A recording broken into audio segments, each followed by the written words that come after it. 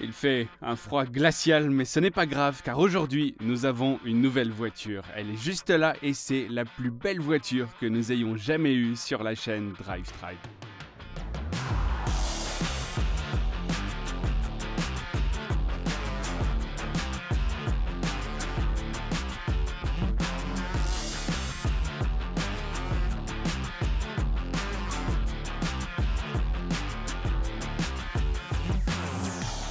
Nous souhaitons la bienvenue à l'Alfa Romeo Brera 2007.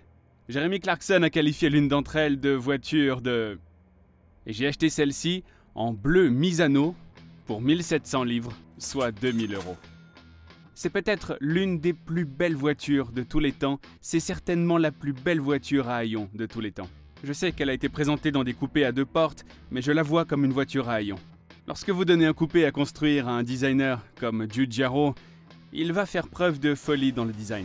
Ce magnifique capot plongeant dans la ligne de toit, et puis ma partie préférée de tout le design, l'arrière. Je n'ai jamais vu une voiture à haillons se courber comme ça, et elle est si trapue à l'arrière. C'est une ligne magnifique, avec des quadruples tuyaux, c'est une belle voiture, mais il y a une différence avec celle-ci. Ce n'est peut-être pas ce à quoi vous vous attendez.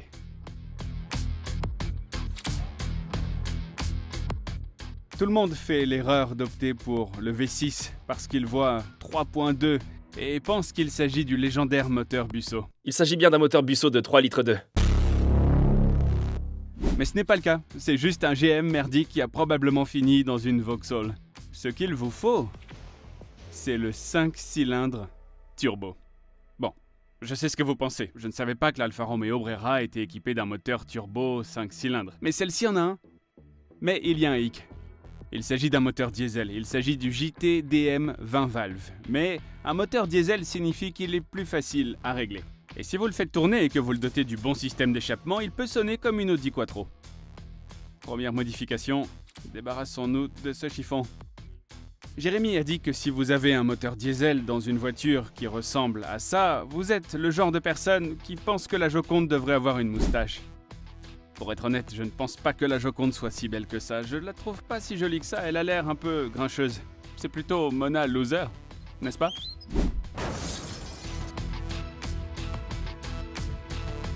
Alors, pourquoi avons-nous acheté une Brera?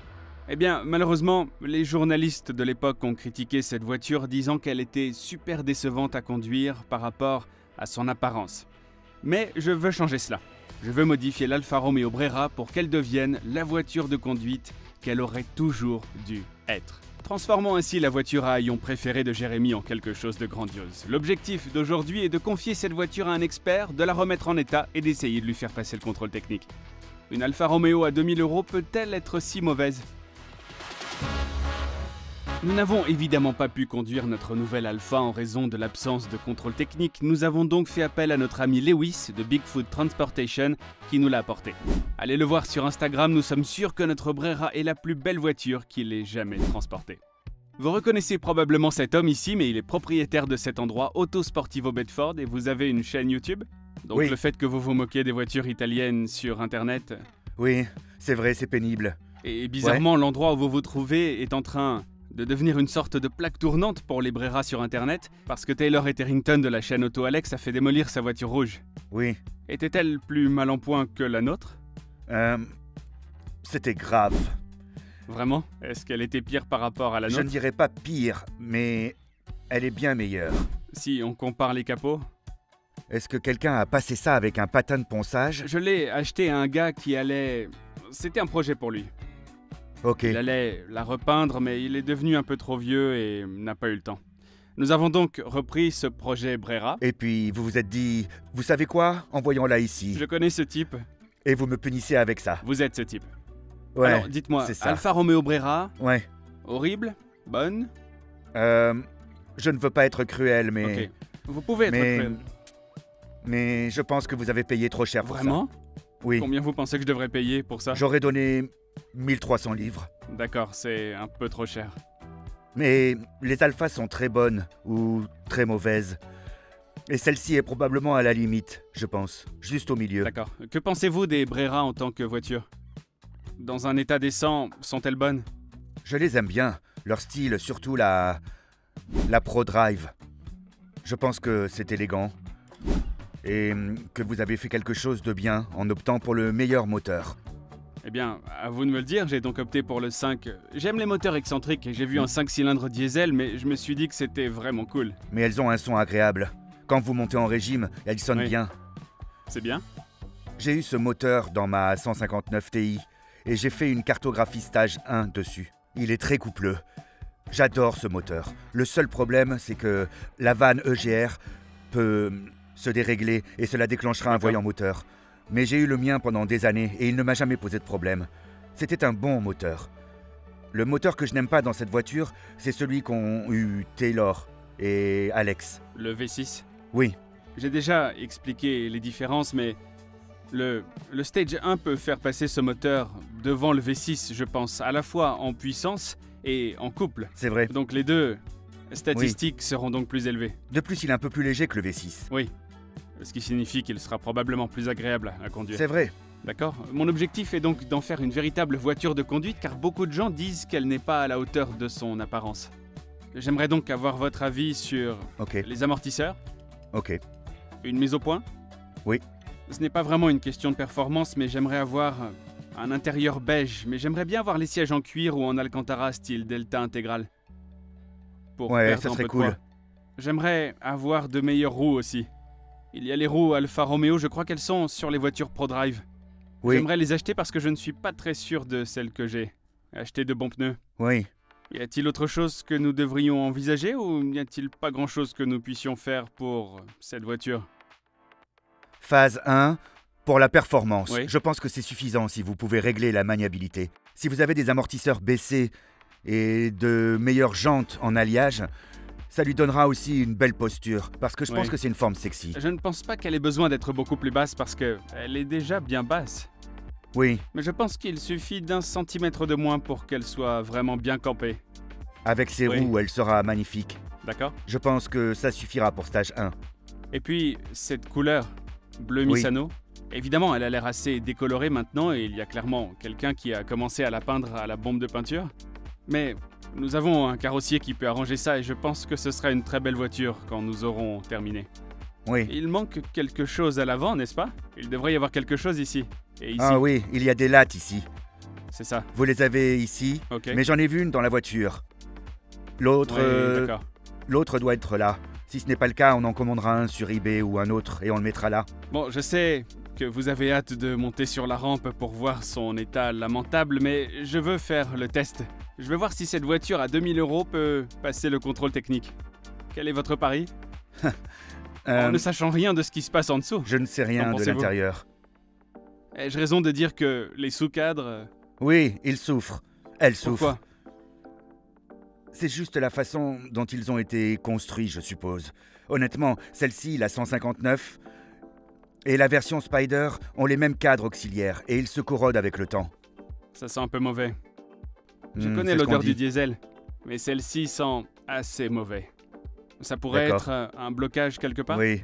Ne vous inquiétez pas, je vais y jeter un coup d'œil. C'est au bon endroit de toute façon, mais on va vérifier et on partira de là. Nous ferons une longue liste comme celle-ci parce que je doute qu'elle soit courte. Je ne sais pas, on va regarder, jeter un coup d'œil et voir ce que nous D'accord. avons à faire. Pour créer une liste, il faut commencer par le MOT.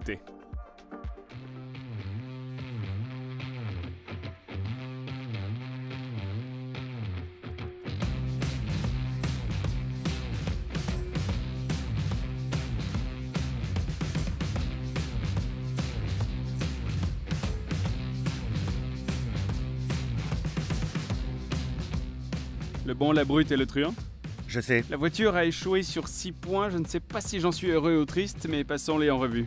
Certains d'entre eux ne sont pas trop mauvais. Ouais, Ne pas conduire avant réparation, le défaut dangereux et l'efficacité du frein à main. le frein à main. C'est juste un câble qu'il faut resserrer? Le frein à main. Peut-être. Depuis combien de temps ce véhicule est-il immobilisé? D'après l'historique du contrôle technique, je pense qu'il y a un peu plus d'1 an. Peut-être 13 ou 14 Ok. mois. Il a pu la garer avec le frein à main serré. Les étriers à l'arrière ont donc pu se gripper. C'est une réparation facile. Il suffit de les enlever et de les démonter et de les nettoyer. D'accord. Ne vous inquiétez pas pour ça. On met ça de côté. Oui. Réparation immédiate, défaut majeur, l'essuie-glace ne nettoie pas efficacement le pare-brise. D'accord, d'accord. Je crois oui. que j'ai trouvé. Oui, Voilà voilà. notre voiture. C'est une solution facile. Et je les ai sur l'étagère, donc pas de problème. Ouais, ça se règle en 2 minutes. D'accord, les autres choses ont l'air d'être en dessous. Alors on met la voiture en l'air et on jette un coup d'œil là-dessous? Oui. D'accord, en commençant par cette extrémité, j'ai un joint à rotule d'extrémité de la tige de la voie qui a un jeu excessif à l'extérieur de l'avant. Il y a du jeu. D'accord. Est-ce que c'est vraiment suffisant pour remplir un MOT? Je pense que oui. Oui, il y a pas mal de jeux, non? C'est quand même pas aussi mauvais que la voiture de Taylor. Oh non. Oh mon dieu. Elle a aussi 4 roues directrices. D'accord, et pour revenir à l'aspect visuel, je suis surpris qu'il ne soit pas là. Le sous-châssis, on en a parlé plus tôt. C'est un point de corrosion commun à toutes les Brera. Oui. Il y a beaucoup de surface, mais je suppose qu'il n'y a pas de trou? Non, il n'y en a pas. Nous avons jeté un coup d'œil et c'est... Vous savez, toujours... Oui. Mais c'est comme si j'avais envie de régler ça de toute façon. Si vous voulez le changer, alors nous en ferons venir un et nous le changerons. On peut trouver des sous-cadres de Brera remis à neuf? Oui, c'est possible car c'est une voiture très répandue. Il n'est pas difficile de s'en procurer. Je pourrais donc en trouver un. J'aime le fait que cette partie soit... Elle a été joliment recouverte d'huile. Donc cette partie est bien. Ouais, cette partie. D'accord, revenons à nos moutons. Le prochain est une fuite importante du système d'échappement. Où sont les trous? Nous y voilà. Oh, waouh. Oui, encore une fois. Bon, je ne veux pas attraper une infection, mais... Ouais. J'aurais dû mettre des gants. Je suis en train de doigter mon pot d'échappement en ce moment même. Alors, il y en a des deux côtés. Ça a l'air d'être l'enfer là-dedans. Juste là. Ouais. D'accord. Bon, c'est au moins un autre. Oh merde. Le système d'échappement n'est pas sécurisé? Ça a failli nous tomber sur la tête. Oh mon dieu. Ah ouais, ça se détache. Ça s'enlève. Je pense que j'appellerais ça de l'insécurité, en fait. Je lui accorde ça. Oui, c'est vrai. D'accord, c'est assez important. Ressort hélicoïdal fracturé ou cassé près du côté droit. Oui, je le vois. Oui, il s'est effondré ici. D'accord. Est-ce que c'est courant sur ces voitures ou est-ce que c'est juste les routes britanniques qui détruisent les vieilles voitures? Encore une fois, si elle est restée sans bouger, vous savez, ça va arriver. Bon, je regarde juste cette liste. Ressort hélicoïdal, nous allons mettre des ressorts hélicoïdaux sur la voiture de BC. Donc c'est réglé. Je vois que l'un des points concerne les pneus. Nous allons probablement les équiper de nouveaux pneus Bridgestone, donc c'est bon. Les essuie-glaces, c'est bon. L'échappement, on va faire un travail sur mesure pour avoir ce 5 cylindres. Elle roulera bien. Ouais. Donc c'est pas si mal, n'est-ce pas? Je vais être honnête, je pense pas que ça soit mauvais. Je pensais que ça allait revenir avec beaucoup plus de mauvais avis. Ça, c'est rien, ça. C'est cool. Je suis content avec ça. D'accord. La prochaine chose à faire, c'est de dresser une liste des pièces détachées. Et là, vous diriez que mes 2000 € s'améliorent un peu? Ou c'est encore trop? Soyons honnêtes. Eh bien, si j'étais allé voir cette voiture, je ne lui aurais pas donné le prix que vous avez payé. J'y serais allé, je lui aurais proposé un prix inférieur à 1000 livres sterling. Il m'aurait probablement répondu « Oh, 1500 ». Alors j'aurais trouvé quelque chose d'autre en la regardant et j'aurais proposé 1300. Et si je vous disais que c'était un vieil homme charmant? C'était le cas. Oui. Je pense toujours que vous avez payé trop cher. C'était vraiment un vieil homme adorable. Il a même eu du mal à faire un virement électronique. Il suivait sa banque. Vous leur auriez donné l'argent, n'est-ce pas? Oh, oui, parce que je suis une personne si gentille, je me serais senti désolé. J'aurais juste donné mon argent. Les meilleurs 2000 € que j'ai jamais dépensés. D'accord. D'accord, la liste des pièces et transformation de cette Brera en la meilleure du pays, en une véritable voiture à haillons. Deal? Oui, deal. Ouais. Et c'est ainsi qu'une autre voiture rejoint le garage Drive Tribe. Qu'en pensez-vous? Dites-le moi dans les commentaires ci-dessous. La Brera est une icône de Top Gear. J'admets que j'ai un peu dévié dans le choix du moteur, mais je pense qu'avec l'objectif que nous nous sommes fixés pour ce projet, ce moteur va bien fonctionner.